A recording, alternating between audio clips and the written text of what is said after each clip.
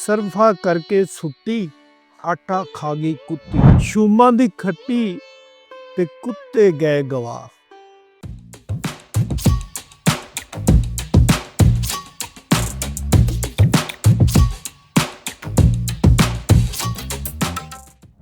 अस्सलाम वालेकुम, मैं इकबाल ते तुहाडे वास्ते मैं अज लैके आया इस वीडियो विच पंजाबी दी अखाण।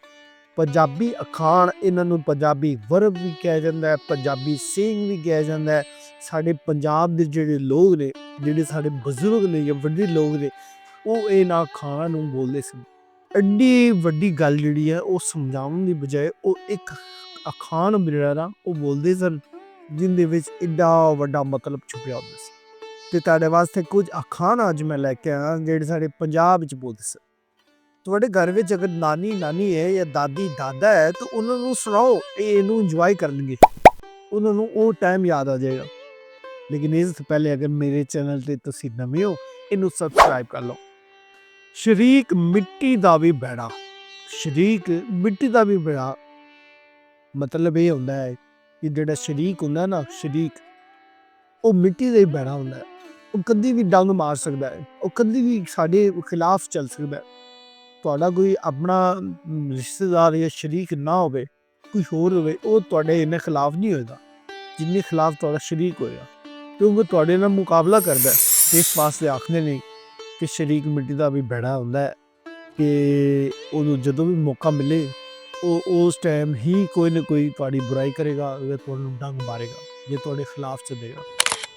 ਸ਼ੂਮਾਂ ਦੀ ਖੱਟੀ ਤੇ ਕੁੱਤੇ ਗਏ ਗਵਾ।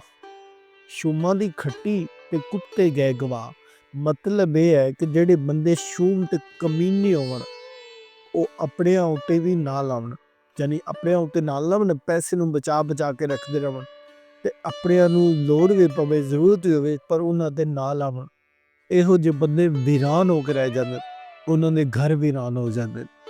ਉਹਨਾਂ ਵਾਸਤੇ ਇਹ ਅਖਾਣ ਬੋਲਿਆ ਜਾਂਦਾ ਹੈ। ਕੋਈ ਬੰਦਾ ਫਿਤਰਤਨ ਕੰਜੂਸ ਹੈ ਜਾਂ ਕਮੀਨਾ ਹੋਵੇ, ਪੈਸੇ ਪਾ ਦੇ ਵਿੱਚ ਉਹਨੂੰ ਲਾ ਲਾਂਦਾ ਹੋਵੇ, ਇਹੋ ਜਿਹੇ ਬੰਦੇ ਬੱਲੇ ਕੀ ਕਰਦੇ। ਤੁਸੀਂ ਵੇਖਿਆ ਹੋਣਾ ਸ਼ਾਦੀਆਂ ਵਿਆਹ ਦੇ ਜਦੋਂ ਖੁਸਰੇ ਜਾਂ ਕੋਈ ਕੰਜਰੀਆਂ ਆਵਣ ਨੱਚਣ ਵਾਲੀਆਂ, ਇਹੋ ਜਿਹੇ ਬੰਦੇ ਕਾਫੀ ਉਡਾਉਂਦੇ ਨੇ।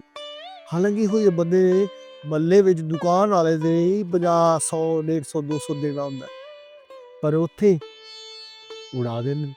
ਪਰ ਇਹੋ ਜਿਹੇ ਬੰਦੇ ਵਾਸਤੇ ਅਖਾਣ ਬੋਲਿਆ ਜਾਂਦਾ। ਸਰਫਾ ਕਰਕੇ ਸੁੱਤੀ, ਆਟਾ ਖਾ ਗਈ ਕੁੱਤੀ ਮਤਲਬ ਇੱਕ ਕੰਜੂਸ ਬੰਦਾ ਜਿਹੜਾ ਹੁੰਦਾ ਨਾ ਉਹ ਨੁਕਸਾਨ ਕਰਦਾ।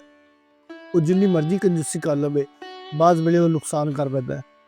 ਯਾਨੀ ਕੰਜੂਸੀ ਜਿਹੜੀ ਹੈ ਉਹ ਕਰਕੇ ਜਿਹੜੇ ਪੈਸੇ ਬਚਾਏ ਨੇ ਉਹਦੇ ਨੁਕਸਾਨ ਵਿੱਚ ਹੀ ਉਹ ਪੂਰੇ ਹੋ ਜਾਂਦੇ। ਅਤੇ ਇਸ ਵਾਸਤੇ ਕੰਜੂਸੀ ਨਹੀਂ ਕਰਨੀ ਚਾਹੀਦੀ, ਜਿੱਥੇ ਲੋੜ ਪਵੇ ਉੱਥੇ ਲਾਉਣੇ ਚਾਹੀਦੇ।